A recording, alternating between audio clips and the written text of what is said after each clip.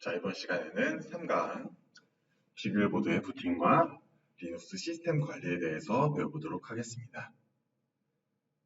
자, 먼저 전체 목차 설명을 드리겠습니다. 먼저 비글보드 부팅에 필요한 uboot라고 하는 부트로더와 이 부트로더에 사용되는 그런 파일이 들어있는 부트 폴더, 부트 디렉토리가 있는데요. 이 부트 디렉토리에 있는 부트로더를 구성하는 파일에 대해서 설명을 드릴 거고요. 그리고 그 부팅 절차와 절차가 특정 영역에서 일어납니다. 그 절차가 이루어지는 영역에 대해서도 설명을 드리도록 하겠습니다. 그리고 시스템 D라고 하는 시스템 초기화와 그 부팅과 프로세스 관리에 사용되는 그런 이 시스템 앤 서비스 매니저를 좀 공부를 해볼 거고요. 그리고 다음으로는 파일 거단을 제어하는 명령어, 그리고 파일 시스템 명령어, 그리고 리눅스 프로세스와 관련된 명령어를 알려드리고, 그리고 또 실습도 한번 해보겠습니다.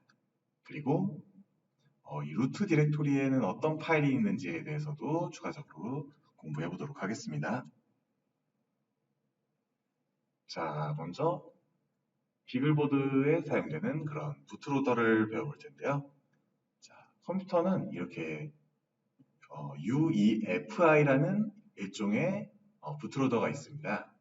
이는 Unified Extensible Firmware Interface의 약자인데요. 자, 그런데 이 비글본 블랙에는 Uboot라고 하는 또 특이한 부트로더가 있습니다. 유니버셜 부트로더의 약자고요. 이 부트로더는 리눅스의 OX와 그 보드의 특정 하드웨어를 연결해주는 그런 역할을 하고 있습니다.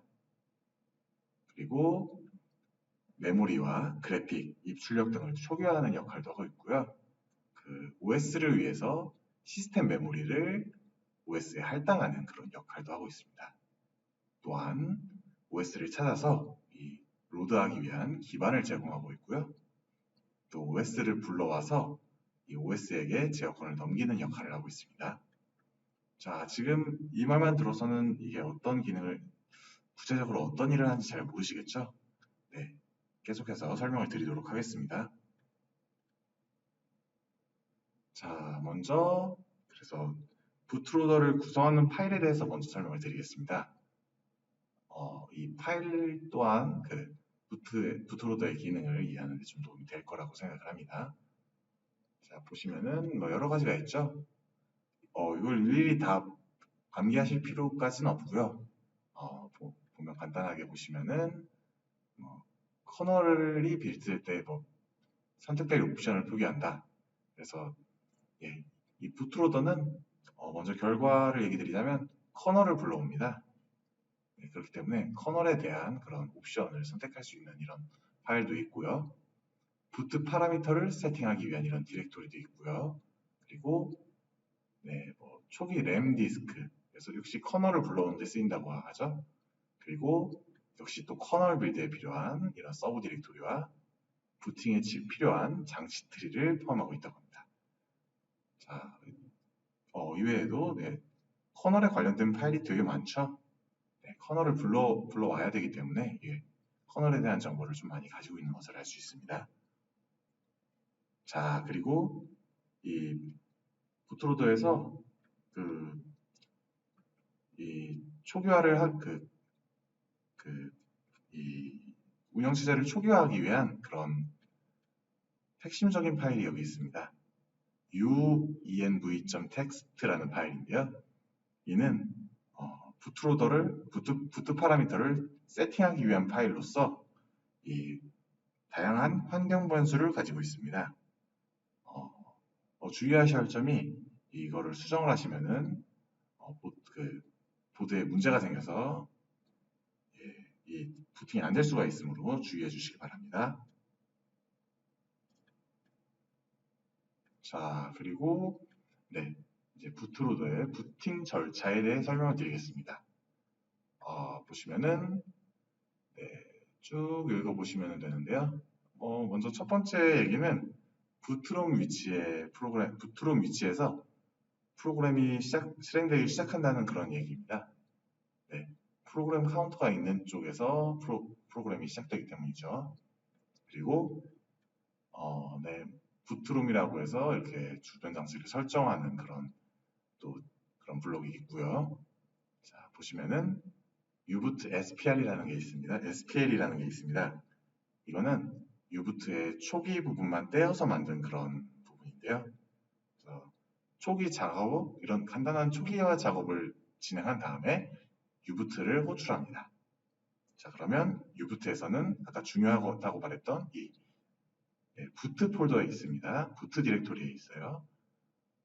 루트 부트 디렉토리에 있는 이 uenv.txt에 있는 환경 변수를 이용해서 초기화를 진행해 줍니다. 자, 그리고 여기 부트 파일에 보면은 아까 커널에 관련된 정보가 되게 많았죠? 네, 리눅스 커널을 호출하기 위해서입니다. 그래서 리눅스 커널을 호출하고 제어권을 넘겨줍니다. 자, 그래서 네, 여기서 다양한 일이 이루어지고요. 리눅스 커널에서는 이제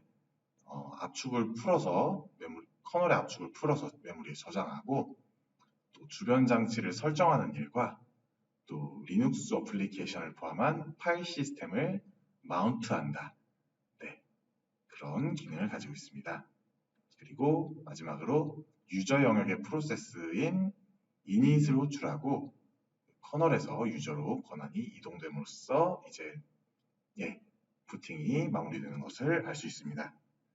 보시면은 뭐가 이동한다는 얘기가 되게 많죠. 자, 이 말이 무슨 말인지를 잘 알려면 또 다음 페이지를 보시면 되겠습니다. 자, 영역은 다음과 같이 커널 영역과 유저 영역으로 나뉩니다. 자, 그 말은 그 리눅스 커널과 유저 어플리케이션이 각각 독립된 시스템 메모리 영역에서 동작을 한다는 얘기죠. 그래서 유저 영역은 프로그램이 동작하기 위한 메모리 공간을, 그리고 커널 영역은 운영체제라는 하나의 소프트웨어를 실행하기 위해 필요한 공간을 이렇게 맡고 있습니다.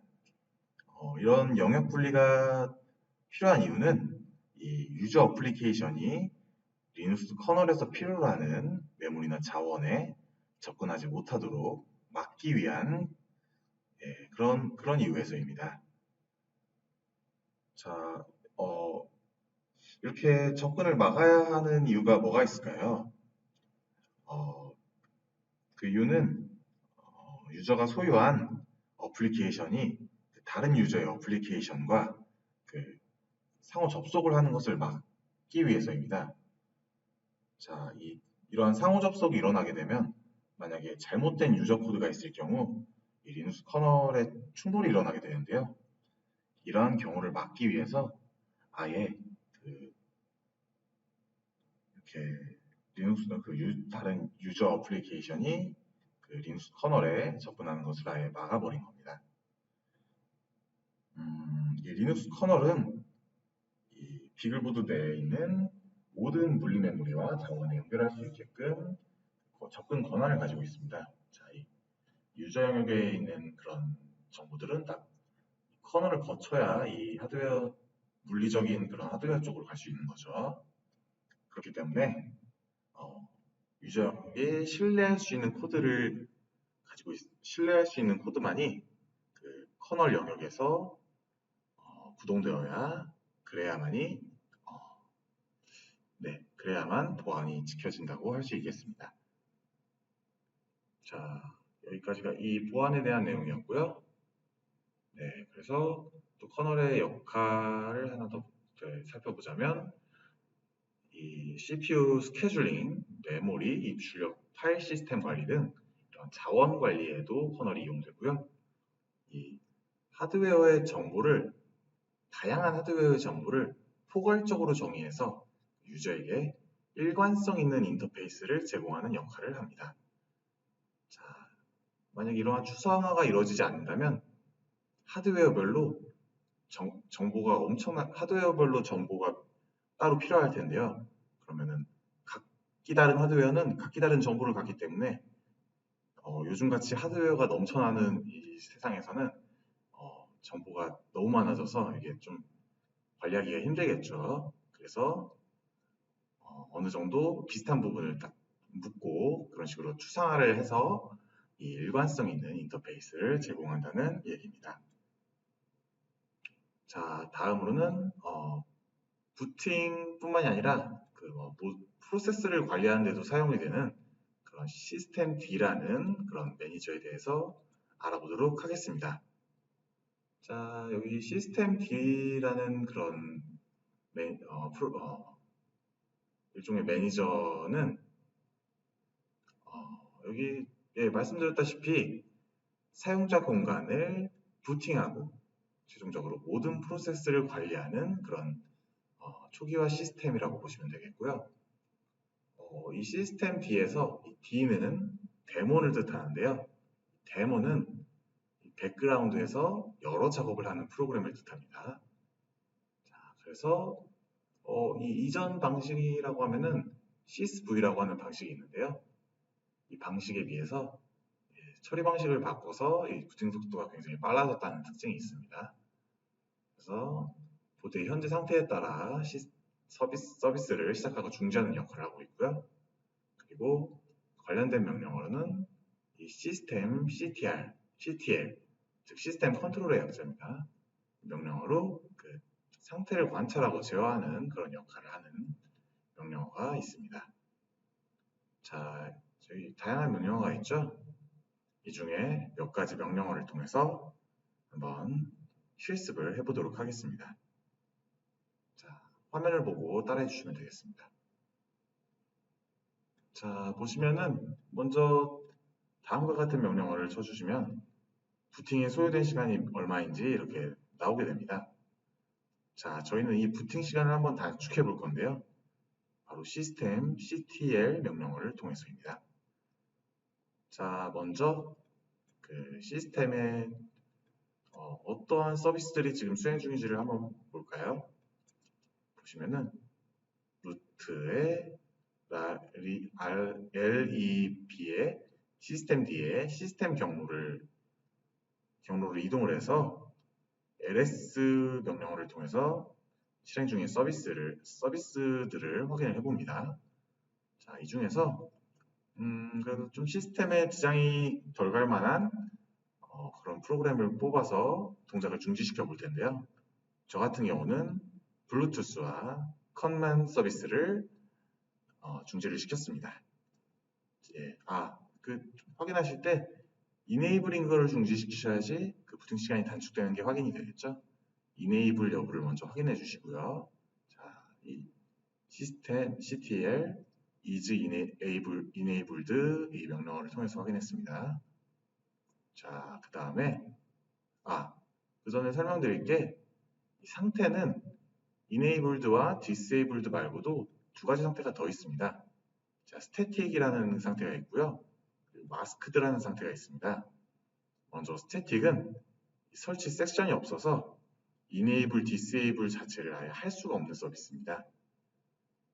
네, 그리고 masked는 이 disable보다 한 단계 강화된 것으로 이 해당 서비스가 의존성에 의해 실행되는 일까지 방지해서 실행 불가 상태로 만드는 것입니다. 네, 그 말인즉슨 disabled에서도 어떤 의존성에 의해서 파일이 실행이 되는 일이 발생할 수도 있다는 얘기죠. 네, 이런 것까지 방지했다는 그런 얘기입니다. 자, 그러면은 이제 재부팅을 해봐야겠죠? 시스템을 중지하고 서비스를 중지하고 재부팅을 했더니 시간이 어느 정도 감소가 된 걸 확인할 수 있죠. 2초 정도 감소가 일어났네요. 네, 그렇습니다. 자, 그리고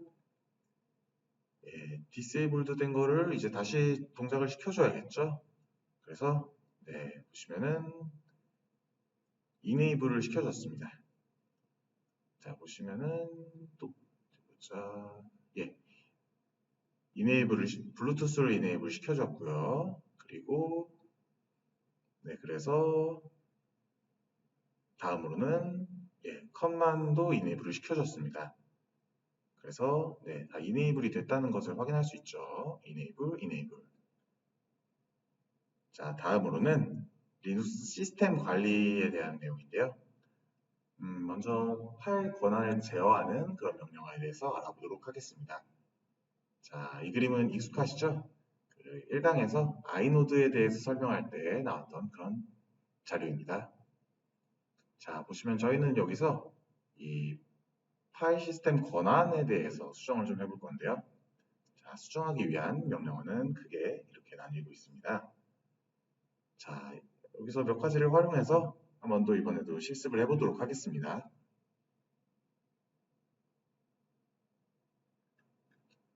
먼저 권한 제어하기 전에 새로운 유저 아이디가 있어야겠죠? 그래서 아이디를 임의의 명칭으로 생성을 해주시면 되겠습니다. 자, 이 명령어 아이디 생성을 위한 그런 명령어는 유저애드입니다. 유저애드에 M을 눌러주시고 new 유저라는 본인이 원하는 이름을 써주시면 되겠습니다.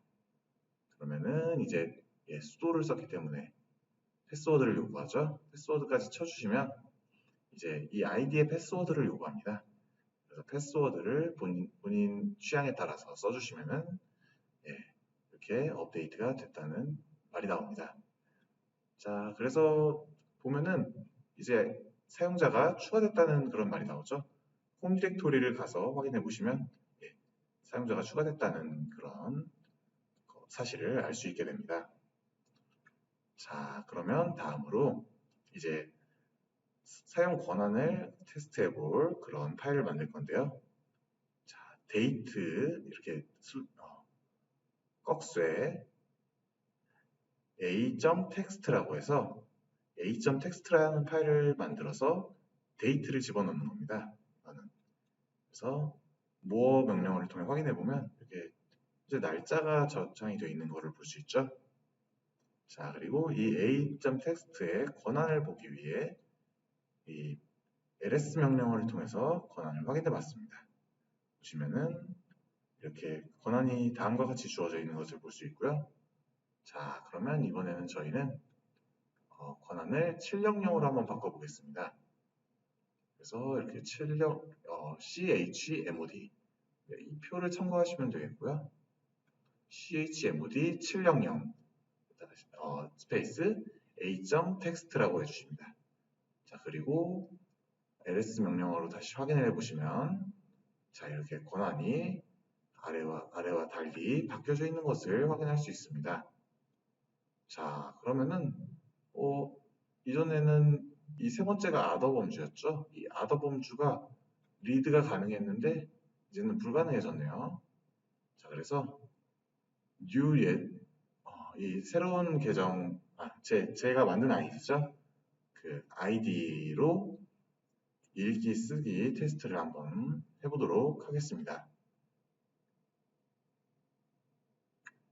자, 그래서 보시면은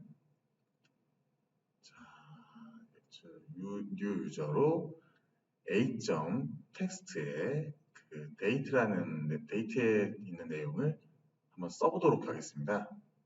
자, 보시면 에러 메시지가 뜨죠? 자, 그 접근이 금지됐다는 그런 에러 메시지가 떴습니다. 이번에는 more라는 명령어를 통해 a.text를 열려고 합니다. 자, 역시 접근 금지라는 그런 명령어가 떴습니다. 자, 다음과 같이 권한이 바뀌었기 때문에 읽기도 쓰기도 할 수 없게 된 거죠. 자, 그럼 이번에는 제가 만든 아이디 new 유저한테 오너 권한을 주겠습니다. 다음과 같이 sudo chown 명령어죠. new 유저에게 권한을 주는 거죠. 오너 권한을 주는 거죠. 그 다음에 자, 이제 한번 오너 권한을 new 유저한테 넘기고 이 EBB 아이디로 한번 쓰기를 해보겠습니다. 그랬더니 이제는 당연히 오너가 바뀌었기 때문에 이 EBB라는 계정은 예, 범주가 달라졌겠죠. 그래서 이 접근이 불가능하게 된 겁니다. 자, 역시 읽기 역시 쓰기와 읽기 다 마찬가지로 이렇게 접근 권한이 없게 된 것을 알 수 있습니다. 반면 네, 이 new user ID로 이렇게 접속을 했더니 읽기, 쓰기 모두 다 정상적으로 동작하는 것을 알 수 있습니다. 자, 다음으로는 루트에 있는 디렉토리들을 몇 개 써놨는데요. 네, 저기 보시면은 저희가 부트로더에 대해서 설명할 때 봤던 그 부트 파일 디렉토리도 있고요. 그리고 네, 여러 가지가 있는데 한번 읽어보시면 좋겠습니다. 그리고 또 내려가다 보면은 보시면은 이 dev 디렉토리 파일도 있죠. 그 LSBLK로 봤던 그 MMC BLK라는 그런 디스크와 파티션이 할당되어 있는 게 있었습니다. 그 장치도 그 dev 디렉토리 안에 있는 그런 장치 중에 일부인데요. 여기서 드리고 싶은 말씀은 이 장치가 전부 파일 단위로 처리된다는 얘기입니다. 네, 이는 리눅스가 가진 좀 중요한 특징이긴데요. 네, 이도 알아두시면 좀 도움이 되실 거라고 생각됩니다. 자, 그리고 파일 시스템 명령어에 대해서도 좀 배워보도록 하겠습니다. 보시면은 네, 이 du라는 명령어가 있는데요. 이 디렉토리 트리가 사용하는 공간을 표시하는 그런 명령어입니다. 그래서 이 명령어가 무엇을 뜻하는지만 알아도 잘 이해가 되시겠죠? 디스크 유세지의 약자입니다. 그리고 이 df는 디스크 프리의 약자입니다. 자, 뭐 남은 공간을 뭐 표시해준다든지 그러겠죠? 네, 맞습니다. 디스크 공간을 표시해주는 그런 명령어입니다. 네, 그리고 lsblk는 저희가 많이 써왔기 때문에 다 아실 거라고 생각이 들고요. 자, 넘어가서 f디스크는 파티션을 생성하거나 삭제하는 등의 뭐 디스크 관리를 하는 데 사용되는 그런 명령어입니다. 네, 뭐 데드블록을 체크하는 그런 명령어도 있고요. 자, 보시면은 이 sudo apt install tree, 트리 명령어를 설치한다. 예, apt install 또는 apt get install 저희가 많이 썼던 그런 명령어죠. 네, 패키지 설치, 패키지 업데이트 등을 할 때 사용했던 명령어였습니다. 네, 이러한 명령어들이 있고요. 그리고 다음으로 리눅스 프로세서에 관련된 명령어도 알려드리겠습니다. 먼저 리눅스 프로세스를 제어에 관련된 그런 명령어입니다. ps 명령어를 먼저 알려드릴 텐데요. 이 ps는 Processes Status의 약자로 이 명령어가 실행되는 시점에서 현재 쉘에서 수행되는 프로세서들을 표시하는 그런 명령어입니다. 그래서 이 명령어는 저희가 전에 사용해봤던 htab 명령어랑은 좀 차이가 있는데요. 이 htab 명령어는 실시간으로 자료를 출력하는 데 비해 이 ps 명령어는 입력한 순간에 정보를 출력한다는 그런 차이가 있습니다. 자, 그리고 밑에 보시면은 AX하고 또 grab이라는 명령어가 추가가 됐는데요. 이 AX가 추가가 되면은 이 현재 쉘이 아닌 현재 시스템에서 돌고 있는 모든 프로세서를 그 정보에 표시하는 그런 기능을 합니다. 자, 그리고 이 중에서 아마 선택적으로 그 특정 프로세서에 대한 결과만을 필요로 할 때는 grab이라는 명령어에 자기가 보고 싶은 그런 프로세스들을 좀 적어주시면 이렇게 뭐 예를 들어서 이렇게 시스템 D라고 했습니다. 그러면 시스템 D에 관련된 그런 결과만을 이렇게 표시해 주는 것을 볼 수 있습니다. 넘어가겠습니다. 자, 다음으로는 포어그라운드와 백그라운드 프로세스입니다. 자, 보시면은 그 리눅스는 포어그라운드와 백그라운드가 이렇게 나눠져 있습니다. 그래서 이 포어그라운드와 백그라운드에서 따로 일을 수행할 수가 있는데요. 그 과정에 대해 실습을 통해서 보여드리도록 하겠습니다. 그림을 잘 보시고 따라서 실습해 주시기 바랍니다. 자, 먼저 나노 띄고 hello.c를 타이핑해서 이 나노 에디터로 hello.c 파일을 만들어줍니다. 그리고 다음과 같은 코드를 작성해 주는데요. 이 코드는 3초마다 hello를 출력하는 그런 코드입니다. 자, 그러면은 네, 이렇게 작성이 됐으면은 컨트롤 X를 통해서 나가기를 눌러주면 또 저장할 건지를 묻는 그런 칸이 뜨는데요. 거기서 Y를 눌러주시면 저장이 완료됩니다. 자, 이렇게까지 저장이 완료됐으면 한번 어떤 내용이 잘 들어가 있는지 확인을 해보셔야겠죠. 그래서 이 more 띄고 hello.c를 타이핑해서 이 코드 내용이 잘 입력이 되는지 확인을 한번 해주시는 게 좋겠습니다.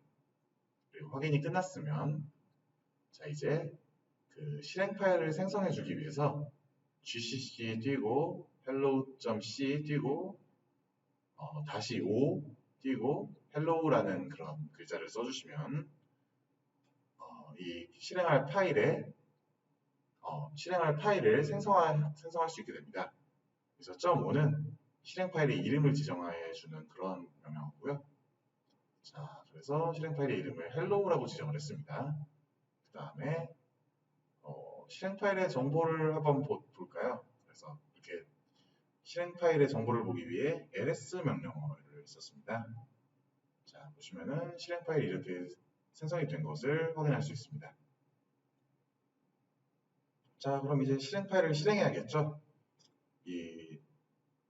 그 스페이스 점 슬래시 그 다음에 실행 파일 이름을 써주시게 되면 바로 실행 파일이 이렇게 실행이 되게 됩니다. 자, 아까 코드대로 3초에 한 번씩 헬로가 반복이 되는데요. 자, 지금은 포어그라운드에서 돌고 있는 겁니다. 그래서 이 포어그라운드에서 돌고 있는 프로세스를 종료하려면 간단하게 컨트롤 C를 통해서 프로세스를 종료해 줄 수 있습니다. 자, 그러면 이제 백그라운드에 대한 내용도 좀 실습을 해봐야겠죠? 자, 먼저 똑같이 그 hello라는 실행 파일을 다음 명령어로 실행을 해주십니다. 그 다음 이번에는 컨트롤 C가 아닌 컨트롤 Z를 눌러줍니다. 그러면은 이거는 프로세스를 종료하는 게 아닌 정지하는 건데요. 자, 그러면은 이렇게 눌러주시면 지금 실행하고 있는 hello라는 프로세스가 정지되었다는 이런 메시지가 뜹니다. 자, 여기서 bg라는 명령어를 써주시게 되면은 자, 이렇게 다음과 같이 상태가 바뀌었죠? 여기서 이 뒤에 붙는 이 end 표시는 그 백그라운드에서 수행이 된다는 그런 표시입니다. 그렇기 때문에 자, 이렇게 딱 설정이 완료된 다음에는 저희 포어그라운드에 이렇게 타이핑을 할 수 있는 상태에서도 계속 이렇게 헬로우가 출력이 되는 것을 볼 수 있죠. 네, 백그라운드에서 지금 수행이 되고 있다는 얘기입니다. 자, 이 백그라운드에서 실행 중인 프로세스를 종료하는 방법은 두 가지가 있겠는데요. 먼저 이 포어그라운드로 백그라운드에 있는 작업을 불러와서 그 다음에 종료하는 그런 방법이 있습니다. 자, 코드를 보시면 FG를 써줬죠? 써줬더니 이렇게 포어그라운드로 이렇게 작업이 이동한 것을 알 수 있습니다. 자, 이동 전에는 이렇게 그 엔드 표시가 붙었기 때문에 엔드 표시가 붙어 있다가 이렇게 FG 명령어를 통해 엔드 표시가 사라진 게 보이시죠? 자, 포어그라운드 상태에선 간단하게 컨트롤 C를 통해서 작업을 종료해 줄 수 있습니다. 자, 그리고 작업을 종료할 수 있는 또 다른 방법은 그 PID를 확인해서 그 PID를 종료하는 그런 그 kill 명령어를 통해서 해당 PID에 해당되는 작업을 종료하는 그런 방법이 있습니다. 보시면은 백그라운드에서 돌고 있는 것을 이렇게 PID를 확인을 해주신 다음에 바로 kill 다음에 PID를 써주시게 되면은 이렇게 terminate 됐다는 뜻, terminated 됐다는 그런 알파벳과 함께 해당 프로세스가 뜨게 되죠. 자, 해당 프로세스가 종료되었다는 얘기입니다. 네, 다음과 같은 두 가지 방식으로 백그라운드에 있는 프로세스를 종료할 수 있습니다. 자, 그러면 여기까지 강의를 끝내도록 하겠습니다.